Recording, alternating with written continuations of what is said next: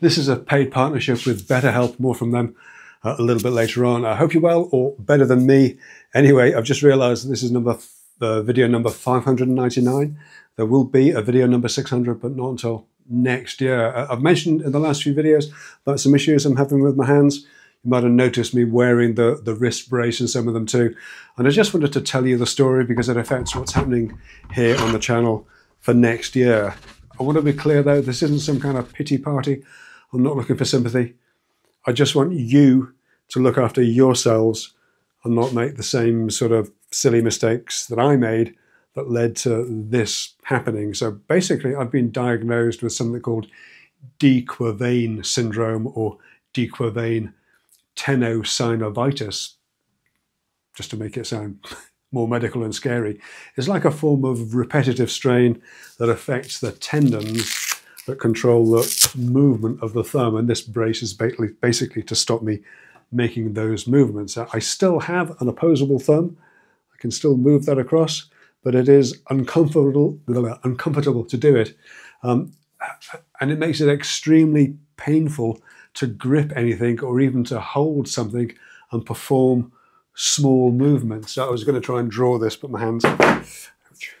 This is utterly trivial compared to what many people live with, what many people endure, but it does affect what I can do and how I live my daily life. I am getting treatment for it, getting physiotherapy.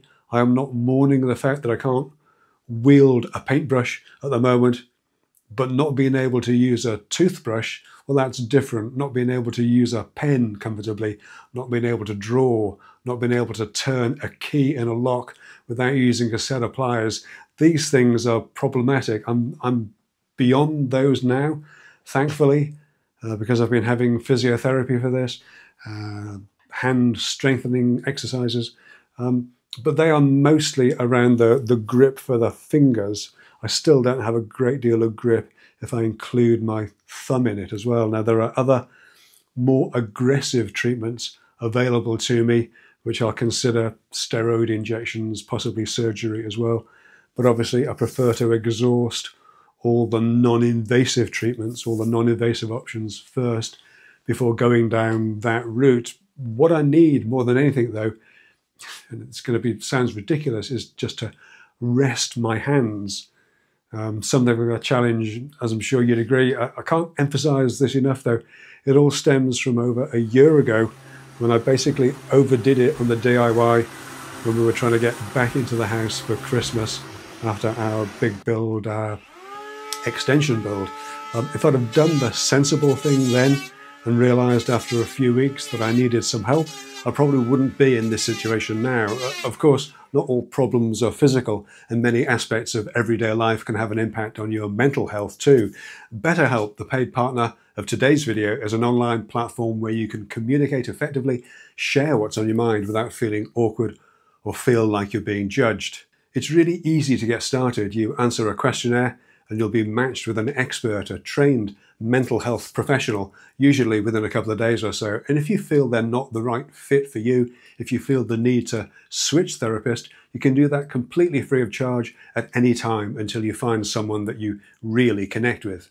Because it's all done online, it works around your schedule. You can obviously do it from wherever you are, in your house, in your workshop. You can use voice calls, video call, chat or messaging, just whatever makes you feel the most comfortable. And BetterHelp's scheduling flexibility is mighty impressive too.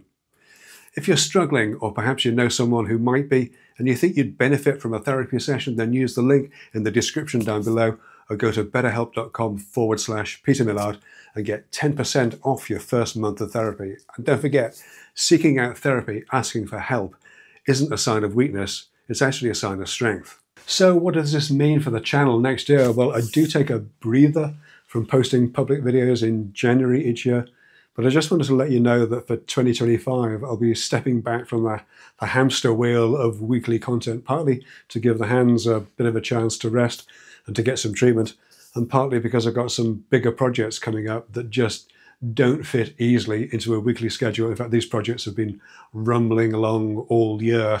I just haven't been able to make time for them.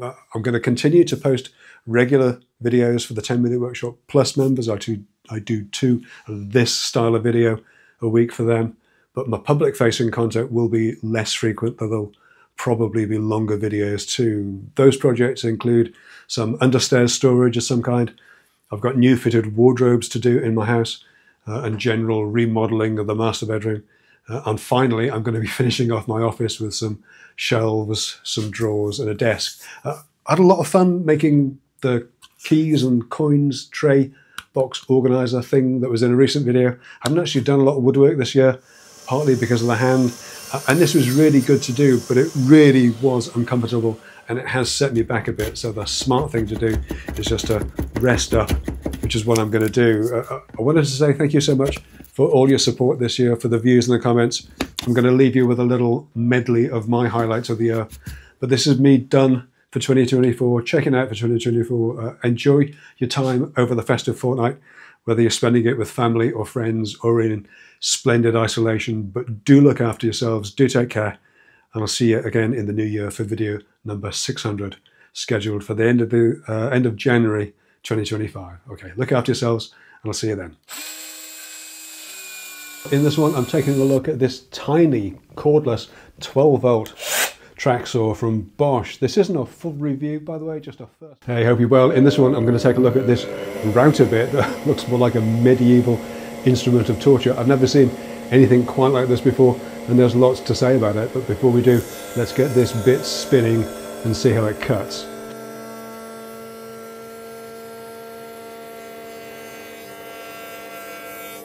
And I'm making these out of an expensive 4mm birch ply. That's not the normal expensive 4mm birch ply. This is properly pricey, aircraft grade certified birch plywood.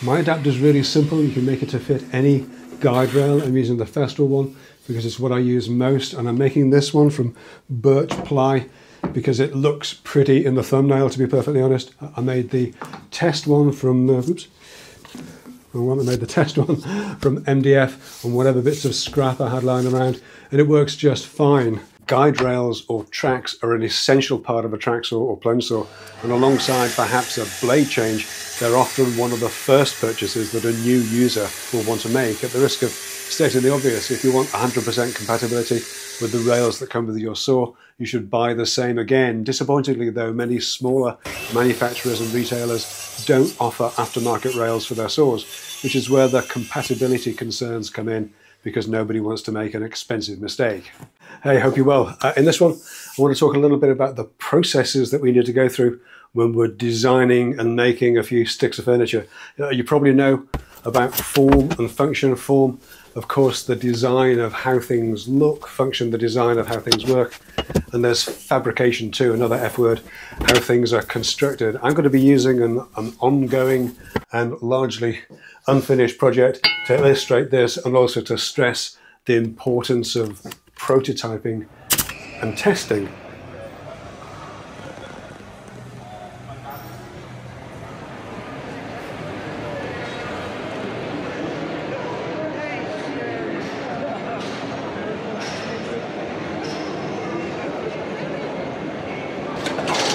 It actually reminds me of another YouTube channel that I like very much, called the 10-Minute Workshop by Peter Millard. He talks about how the Festool Domino is an enabling tool. It enabled him to do joinery quickly and consistently in a way that he otherwise couldn't before. Track saw is kind of a tool like that as well. And I think the bandsaw is a tool like that for me. Check out Peter's channel, by the way. I learned a lot about cabinetry from him.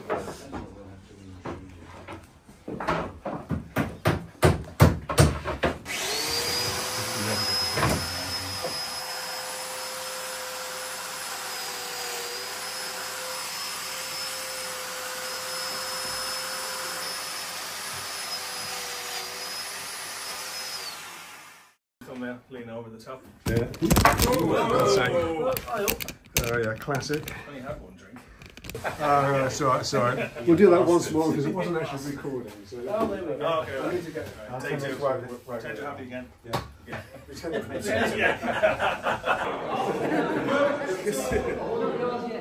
Someone check his pockets. Look, get a bit of pizza. Doing something for his members. Yeah, we're just doing a little bit of background. We'll swap these bits of video later. Yeah.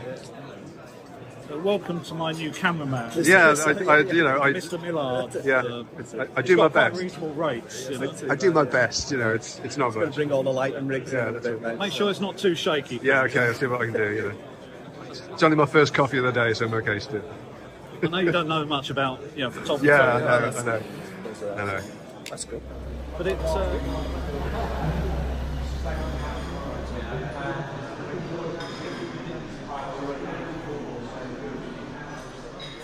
We should all be carrying Peter.